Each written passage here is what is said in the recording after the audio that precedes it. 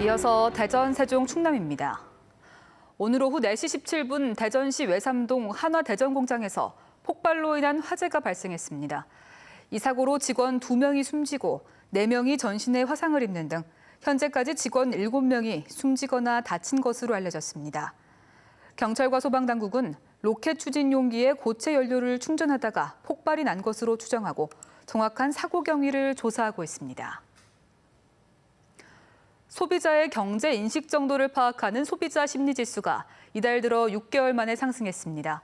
한국은행 대전 충남본부가 대전과 충남 지역 725가구를 조사한 결과 5월 소비자 심리지수는 111.5로 지난달보다 4.6포인트 상승했습니다. 지역 소비자 심리지수는 지난해 12월 이후 5개월 연속 하락했다가 오름세로 돌아섰으며 소비자 심리지수가 100 이상이면 경제 상황을 낙관적으로 보는 소비자가 더 많다는 의미입니다. 지난달 말 기준 대전 충남의 미분양 주택이 10,000채를 넘었습니다. 국토교통부가 공개한 4월 말 전국 미분양 주택 현황에 따르면 대전은 843채, 충남은 9,435채로 대전은 전달보다 13.9% 증가했고 충남은 3.1% 감소했으며 분양시장 열기가 여전한 세종은 미분양 물량이 없었습니다. 준공후 미분양 주택은 대전 183채로 6.2% 감소한 반면 충남은 14.5% 증가한 2,900채를 기록하며 전국에서 가장 많은 준공후 미분양을 기록했습니다. 미세먼지는 공장이나 화력발전소 등에서 발생하는 것으로 알려져 있지만 도로 위 미세먼지의 대부분은 차량 타이어나 아스팔트에서 발생하는데요. 그동안 도로 위 미세먼지에 대한 정확한 측정이 어려워 관련 규제도 없었는데 국내 연구진이 주행 중인 타이어에서 발생한 미세먼지만을 정확히 측정하는 장비를 개발했습니다. 이승섭 기자입니다. 승용차의 아스팔트 도로 주행을 가정한 장비입니다. 타이어와 노면의 마찰로 생긴 오염물질을 한 대 모읍니다. 승용차 한 대가 시속 110km로 달릴 때 타이어에서 발생한 미세먼지 농도는 세제곱미터당 30마이크로그램에 가깝습니다. 한국기계연구원이 개발한 미세먼지 측정 장비는 오로지 주행 중인 타이어가 마모되면서 생긴 미세먼지만을 측정합니다. 주행 속도와 하중 그리고 슬립 속도를 실험실에서 정확히 컨트롤할 수 있고요.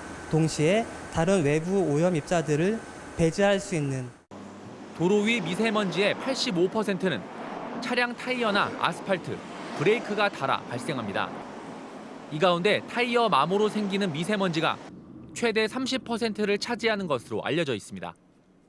기존의 측정법은 도로 위의 먼지와 같이 외부 요소가 많이 섞여 정확한 측정이 어려웠습니다. 이 장비의 개발로 타이어 마모로 생긴 오염물질의 농도와 성분 분석까지 가능합니다. 타이어에서 실제적으로 마모되는 미세먼지가 1년에 얼마만큼 나오는지에 대한 그 미세먼지 배출 양을 저희가 산정할 수 있고 향후 규제까지 할 수 있는 방안을 마련하고자 하는 겁니다. 연구진은 이 장비를 개발한 기술을 토대로 차량 미세먼지 저감 장치도 개발할 계획입니다. MBC 뉴스 이승섭입니다. 대전시 선거관리위원회는 6.13 지방선거에서 정책과 공약으로 경쟁하는 선거 분위기 조성을 위해 대전시장과 대전시 교육감 선거 후보자들이 참석한 가운데 매니페스토 정책선거 실천협약을 맺었습니다. 후보들은 정책선거 실천협약서에 서명하고 실천 다짐 퍼포먼스 등에 동참하며 정책선거가 자리 잡도록 함께 노력하기로 했습니다. 대전시가 지난 3월부터 2달간 본청과 구청 등 직원 7,300여 명을 대상으로 성희롱 실태를 조사한 결과 전체의 13.4%가 성희롱 피해를 경험했다고 답했습니다. 피해 유형별로는 야한 농담, 상스러운 이야기가 가장 많았고 회식 자리에서 술을 따르도록 강요하는 일이나 외모나 행동에 대한 성적인 평가 등이었습니다. 대전시는 실태 조사 결과를 공유하고 직원들을 대상으로 체계적인 성희롱 예방교육 프로그램을 마련해 시행하기로 했습니다. 대전지검 특허범죄수사부가 가치가 없는 가상화폐를 발행해 수십억 원의 투자금을 받아 챙긴 혐의로 인터넷 쇼핑몰 대표 57살 A씨와 가상화폐 거래소 운영자 56살 B씨 등 2명을 불구속 기소했습니다. 이들은 지난해 9월부터 지난 1월까지 가상화폐 거래소와 쇼핑몰을 만든 뒤 가상화폐로 물건을 살 수 있다고 속여 586명에게 30억 2천만 원을 받아 챙긴 혐의로 기소됐습니다. 검찰은 피해자들이 가상화폐를 잘 모르는 고령자들로 후순위 투자자에게 받은 돈을 선순위 투자자에게 수당으로 주는 전형적인 폰지 수법으로 보인다고 밝혔습니다.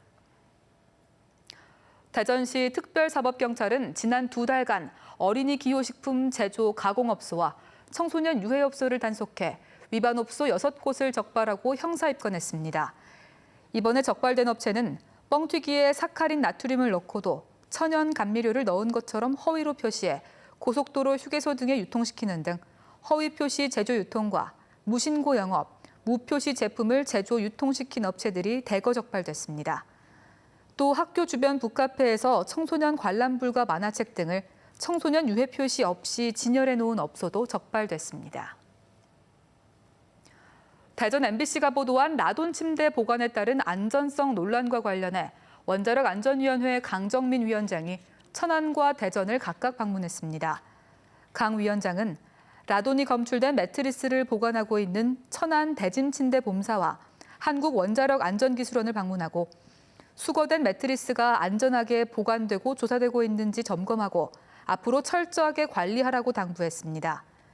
대진침대는 지난주부터 라돈이 검출된 매트리스 6만여 개를 수거 중인데 원자력 안전기술원이 안전성 검사를 이유로 실효용 매트리스 100여 개를 보관하고 있어 지역 주민 등의 반발이 거세지고 있습니다.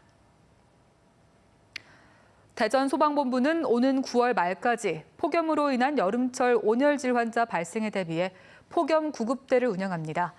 이에 따라 대전 5개 소방서 119 구급차와 소방펌프차에 얼음조끼와 생리식염수, 정맥주사 등의 장비를 비치하고 119 종합상황실에서는 상황 발생 시 초기 응급처치와 상담, 주변 무더위 쉼터 등을 안내할 예정입니다. 최근 폐비닐 수거 거부로 발생한 재활용품 대란 재발을 예방하기 위해 세종시가 다음 달 식당과 대규모 점포 등을 대상으로 일회용품 사용 실태를 집중 점검합니다. 이에 따라 종이컵을 제외한 일회용 컵이나 접시, 수저 등의 사용을 비롯해 목욕탕에서의 일회용 면도기, 칫솔 무상 제공, 대규모 점포 내 일회용 봉투 무상 제공 등을 집중 단속하고 적발되면 300만 원 이하의 과태료를 부과할 예정입니다. 세종시가 상수도가 보급되지 않은 지역을 대상으로 마을 지하수 수지를 무료로 검사합니다.